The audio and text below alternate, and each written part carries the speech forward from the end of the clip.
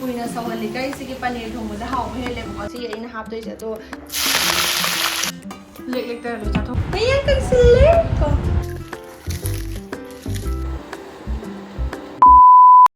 Hi guys, मैं आज से cooking vlog ऐसे ताऊ से pure veg थोंग जे बुआ आज से मोरोक में बजो nga hafta bida ngari ga hafta bida ko ado kainjang ha kanda adum thumbnail lo da dikhanga mani paneer thong je ko sangom nu sana thong je ai mama gi video om da ha khra bane ko capsicum kai kai ga hap ga thong e ko ado ngasi gi sina akhoi manipur gi style da thong je ko manipur da di dum capsicum gum da hap na de na ko adu hap ta bana jo he na hawe ba do na Manipuri style da paneer thong je ai swai gi imanabi myang pizin je ai gi vlog adum yeng bane ko aduna akhoi Manipuri style paneer recipe ga na ha de moi ju dum try thong je yai de na ko hawi hak te do dum moi ju khang jana ko ado ai de haw ba de ko moi thong ba ga akhoi gi Manipur style do akhoi Manipur gi style do adu na dum haw ba hen jai ba ko si phur se aina mi show dai lai kim ne ba nga wa si gi chen je amu ba palak mi khang da ba ge do yam thi bane ko amu ga pan si da do ina liting de dum tham jan gi ba ai posting chat to ram ni na firon adum huntong ga da khot ka da ba do oh ma lo huntong ga da khot ka da do adu khan tok pa da si yaw le na oh lo lo na ko ko to angang ju saw re angang ja na tum han gi na trai thong ba khang wai adu du ga mu la ge video se loi phoi mi na si ko me am si gi paneer je oina tor ni asirva thai haw bra khang di ko apui sai bang tang ni na si na dung ko nei ba ko do si tor ni sangom ma cream do du yawram da ha bang rang phang da da na ko si dum lai re ton milk china dum hawrani cream do na de haw hen ban ko ka khamena sin bi mora te pa du ka si ginger garlic paste lai re atai paste na to do lai tre ba du na si dum ha pani ado na ko pi khar he ura si na ko pi je si tang ne to mayam nu dang sin ja ma nu cha sa man na kang re nu cha khu ya ma ka ma mayam tu da lai re du ka si de na ko pi ne ang han uti thong bai hek tat khida ngai ri ba do sum manam do si tar di hawe ba ko du na he ge si mayam winter se weather yam thi nungai ko aduga kok ta di lupo yam thang ba hakatcha ba mareng mang chapa jam tawi dana khoi dandruff ki shampoo budi mayam yole ado harmful chemicals mayam yawi dana ko high day paraben sulfate nasty oi ba toxic oi ba ngak tane ba aduna sam je hena frizzy oi han ba do aduga dry gumba dal gumba oi han ba du taw bane fruit amu ba lit la ju hekta pak bane ba kham ba yam haina da bane ba ado aina natural solution thi bane ko dandruff ki best anti dandruff thi ba da Mamaearth ki lemon anti dandruff shampoo conditioner je si je fange order tawre ba ko ado yaure seasoner ga ulake sigi shampoo conditioner ga je ko manam yam nuksi ye ado matham tang seasoner ke ahan ba da Mamaearth lemon anti dandruff shampoo ne ba up to 100% dandruff free ju thare ko magi texture jena sumai na tawe ba ado konggon jam na tho season ba da nungai ye Mamaearth ki anti dandruff shampoo se up to 100% naturally dandruff remove tawe ba ko sida yauri se lemon amadi ginger ni aduna khoi gi sam sam na smooth chu ohale ba aduga antibacterial property yaure dandruff fazana remove tawna ba ko aduga pH balance yam fazana manage tawraga thamme mathang da Mamaearth lemon anti dandruff conditioner ne ba ko khoi gi hakachaba flaky oi ba scalp ta ko adugumba do dum phai ba ko ai adum seasoner ulage se conditioner jisu kok se luba lorak pa da khoi gi samjam na soft oi ba do adu oi ba adu sam se jai jai jai ga dum taye nasagi lubau thangam ba mayam da loino fagre yengo before after ju dum ulak ke sam ga se kharang rang lawam bane hojik loino fare aduga Mamaearth ke nungai bhar ga deni ko moi gi product seasoner ga khoina suggestion bi ba do moi nyam phajana tabi bane moi gi onion shampoo do hojik yam improve oi ra bane ko khoi gi apam sing do input tausan bi ba dagi aduga afa afa product puthok na bai da makta research and innovation tawraga dum upgrade tawri bane hojik ti ko ka je haka chaba fare ngasai gi lupo ku thang do aduga su loina mak fagre samkhong ga kharang rang lawam ba do loina mak fagre ba adu kai go mayam su Mamaearth ki product se pam tar ga di ai coupon code chu lei ba ko kajal 2025 se season na tar ga di 20% off oi deni ba Mamaearth app amadi website te lebi ba matam da Nykaa Amazon Flipkart Purple da so phang bane description da link loina mak yaw bane aduga hojik ti manak nak store da so phang bane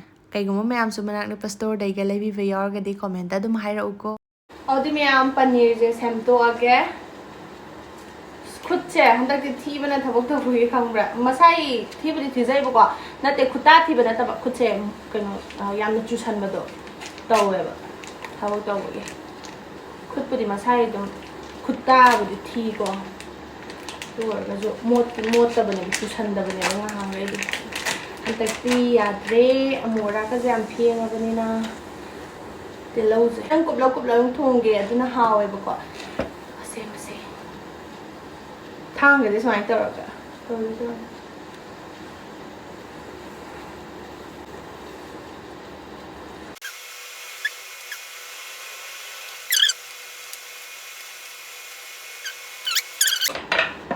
ꯄꯅꯤꯔ ꯂꯩꯔꯦ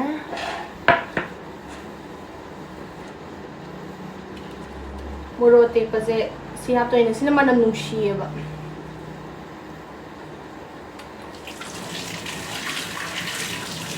ꯊꯥꯡꯁꯦ ꯏꯁꯤꯡ ꯈꯔ ꯆꯣꯠꯄ ꯁꯨꯃꯥꯏꯅ ꯃꯆꯨ ꯆꯨ ꯂꯩꯕ ꯋꯥꯅꯤꯗ ꯑꯗꯨꯗꯤ ꯊꯥꯎꯁꯤ ꯂꯩꯔꯦ ꯍꯩꯔꯒꯦ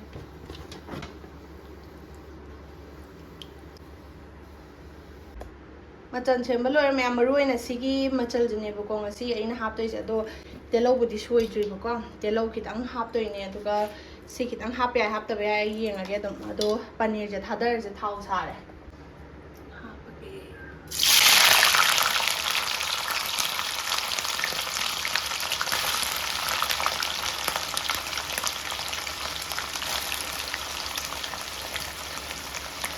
ꯃꯆꯨ ꯈꯔ ꯐꯖꯍꯟꯗꯣꯏꯅꯦꯕꯀꯣ ꯑꯁꯤꯅ ꯍꯥꯏꯗꯤ ꯑꯁꯤꯅ ꯌꯦꯂꯣ ꯍꯥꯏꯗꯣꯏꯔꯥ ꯕ꯭ꯔꯥꯎꯟ ꯆꯪꯉꯛꯄꯗꯣ ꯑꯗꯨꯃꯥꯏꯅ ꯍꯥꯏꯐꯦꯠ ꯉꯧꯗꯣꯏꯅꯤ ꯑꯗꯨꯗꯩ ꯈꯔ ꯈꯔ ꯑꯣꯟꯕ ꯍꯧꯔꯛꯑꯦ ꯁꯤꯒꯤ ꯃꯆꯨꯁꯤꯗ ꯌꯥꯔꯦ ꯃꯌꯥꯝ ꯑꯩ ꯍꯧꯖꯤꯛ ꯊꯥꯡꯊꯔꯒꯦ ꯊꯥꯎ ꯈꯤꯇꯪ ꯂꯩꯊꯔꯒ ꯀꯥꯕꯨ ꯀꯥꯁꯜꯂꯛꯇꯣꯏ ꯌꯥꯝ ꯊꯨꯅ ꯃꯨꯜꯂꯦ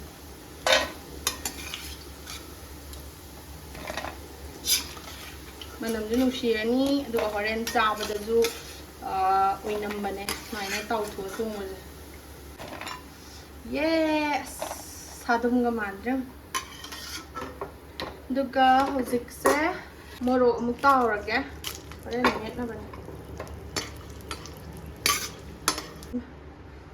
ꯍꯥꯞꯆꯤꯜꯂꯒꯦ ꯑꯣꯀꯦ ꯊꯥꯎ ꯑꯃꯨꯛ ꯌꯩꯔꯁꯤꯀꯣ ꯃꯌꯥꯝ ꯑꯗꯨꯗꯤ ꯇꯦꯖꯄꯇꯥ ꯊꯥꯗꯔꯦ ꯑꯗꯨꯒ ꯃꯊꯪꯗ ꯁꯤ ꯊꯥꯗꯔꯗꯣꯏꯅꯤ 1 2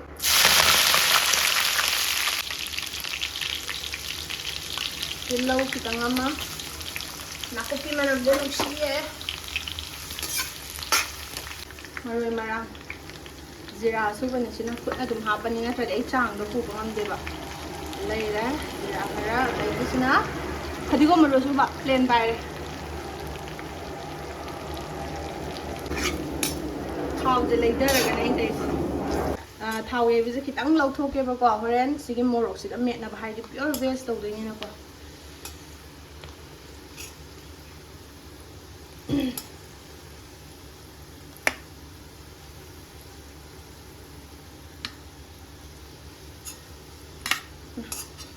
ꯌꯥꯔꯦ ꯌꯥꯝ ꯂꯧꯊꯣꯛꯑꯔꯣꯏ ꯁꯤ ꯑꯗꯨꯝ ꯌꯥꯔꯦ ꯑꯄꯤꯛꯄ ꯈꯥꯃꯦꯟ ꯑꯁꯤꯟꯕꯗꯣ ꯃꯔꯨ ꯃꯦꯠꯊꯣꯛꯈ꯭ꯔꯦ ꯑꯃꯅꯤꯕꯨꯗꯤ ꯌꯥꯎꯔꯝꯃꯅꯤ ꯃꯦꯠꯊꯣꯛꯑꯁꯨ ꯅꯞꯄꯅꯤ ꯑꯗꯨꯗꯤ ꯃꯌꯥꯝ ꯁꯪꯒꯣꯝꯁꯦ ꯍꯩꯔꯁꯦ ꯁꯪꯒꯣꯝꯁꯦ ꯕ꯭ꯔꯣꯡ ꯕ꯭ꯔꯣꯡ ꯁꯧꯍꯜꯂꯤꯈꯩꯅꯦꯀꯣ ꯀꯨꯏꯅ ꯁꯧꯍꯜꯂꯤꯈꯩ ꯁꯤꯒꯤ ꯄꯅꯤꯔ ꯊꯣꯡꯕꯁꯦ ꯍꯥꯎꯕ ꯍꯦꯜꯂꯦꯕꯀꯣ ꯑꯗꯨꯅ ꯁꯤ ꯈꯔ ꯀꯨꯏꯅ ꯁꯧꯍꯟꯗꯣꯏꯅꯦ ꯑꯗꯨꯅ ꯍꯥꯞꯄꯁꯦ ꯁꯪꯒꯣꯝꯁꯦ ꯊꯥꯡ ꯄꯤꯖꯜꯂꯒꯦ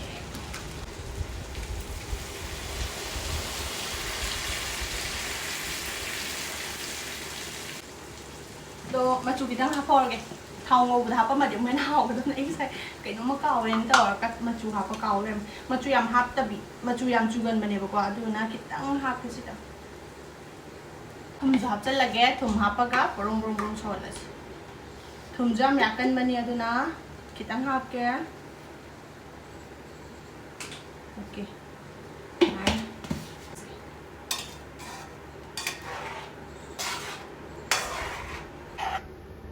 Mai yengay yam thibane hawdong mandamne hore loirakanda hawbane yam kanna sauri hoji morok se methoji me amati ko thum hapaga mekhai dam hekta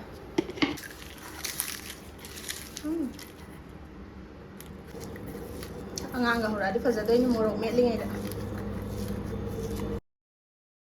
sai gi si je hapchalake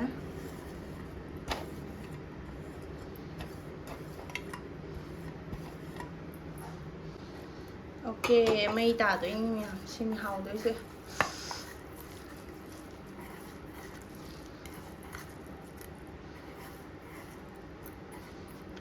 Later. Mồi mẹ lồi đó, channam manao am hapke. Oire, fadigom ko kay hap to ini. Mayam si jang sai dai borong saurabani na ne ko. Hapchalage paneer je. Aduga borong sawalage haida khoi sai thabak chatuni na ne ko mayam khitang thu da basu yadre mo sidi. Laira sawala je mayam adudi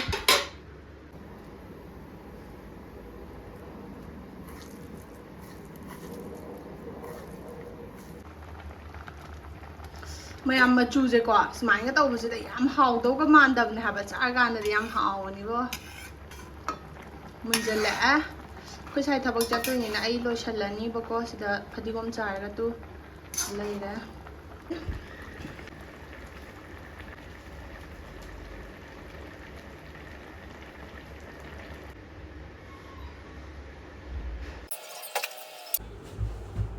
Char jo morning chak thang to ba re sina morom me padone chak thi le khoi sai thabak chatori ba ising to ya injang ha puli le tu me am loy pai phibam ni ko muthala kan smai na ma chu je la e ha pa ge khoi sai gi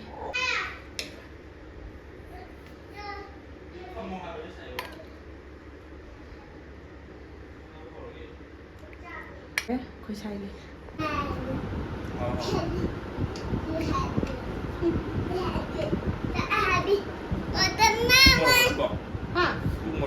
Nanti, kayaknya nih kami nasi ini. Happy oil. Ay, mas dulu tanggal sih kontok sana itu. Pian bagi terus hai. Hebat jauh mayang kang jalan nih sana bagi harus. Mayang kang selek kok. Kenapa?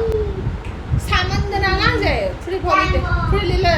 Gak pian saya tuh mana orang hingga aku makan cucu leh kok. Hai terus. Hai terus. Masukin hati kok. Ngapain masang? Apa sama itu leh? Nói thế rồi lấy đấy mà bực làm mà chơi cái đó ha thế vẫn đi đường rồi là cái in đôi ní xài rồi có mua ní giờ đường tàu bị đấy ní được à anh là cha bây mà đang nấu là hỏi học tiền đó hay ra cơ akhoi sai je khambra injang de saman na loi haidar ga dum jagre ko hawe na loi sit nan cha tho ga zakre Bye tao papa da. China angang sum gare. Si put try jam tea is my take sang ya. Angang sum gare hau je pung mari da re ang sai pung ama nang na thong bane ko akhoi sai chat nang na bai tar baro makhai helok pa da loi bane do yengo. Angang gai chak pi ja tho ga tum han gare ba ko. So na ai cha ga chak la man loi. Yengo me am hau ba hai ra ke ko hau to. Không ye. Một mẹ bà su mà chi được là lâu thay ra ghé tu. Một mẹ bà nó có mà rong mà sắp phải ra đi ba. Yes, bà ta tao rồi. Tôi mẹ làm xin lỗi. Bù bà. Mà hầu như hai ra đi có. Cô trai này thì hảo em sẽ ăn ra thua ra kìa. Ra là kìa.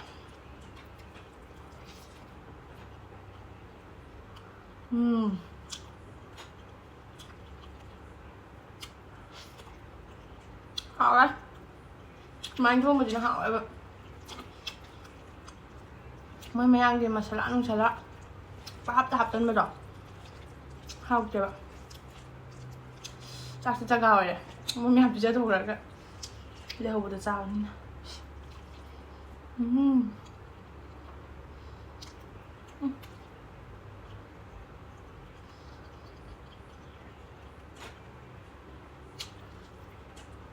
Mua cho bữa phải lên nhắm hộp nữa.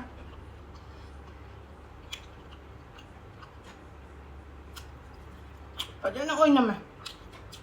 Paneer trời. Wow trời.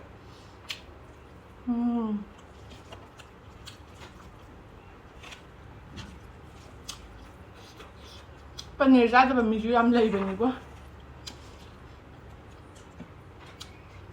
Hào về. Dẫn thôi.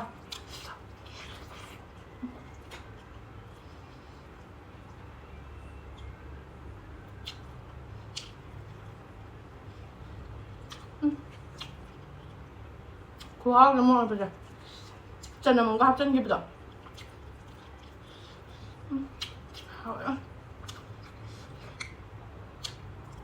paneerꯁꯦ ꯌꯥꯝ ꯑꯣꯏꯅꯝꯅ ꯍꯥꯎꯋꯦ ꯍꯥꯏꯕ ꯈꯪꯗꯦ ꯀꯃꯥꯏꯅ ꯇꯧꯔꯤꯅꯣ ꯃꯅꯝ ꯅꯨꯡꯁꯤꯔꯒ ꯍꯥꯎꯕꯗꯣ ꯑꯗꯨꯃꯥꯏꯅ ꯇꯧꯋꯦ